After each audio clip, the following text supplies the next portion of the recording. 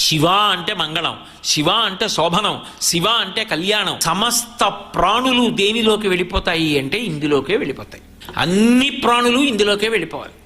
బ్రతికున్నంత కాలం ఇంత గొప్పవాడని చెప్పి మా ఇంటికి రండి, మా ఇంటికి రండి, మా ఇంటికి రండి అంటారు. ఊపిరి ఒక్కటి ఆగిపోయింది అనుకోండి, మా ఇంట్లో ఒక్కరోజు పడుకోబెట్టండి అనేవాళ్ళు ఉంటారా? ఎవ్వరు ఉండరు. తన ఇంట్లోకి తీసుకెళ్లరు, వాడు కష్టపడి కట్టుకున్న ఇంట్లోకి కూడా తీసుకెళ్లరు, బయట పడుకోబెడతారు. ఎవరు పుచ్చుకుంటారు దాన్ని? ఎవరు ఉంచుకుంటారు? ఎవరు ఉంచుకోరు. అది చిట్ట చివరికి పుచ్చుకునేది ఎవరంటే ఆ తల్లి పుచ్చుకుంటుంది, ఆ భూమి తీసేసుకుంటుంది.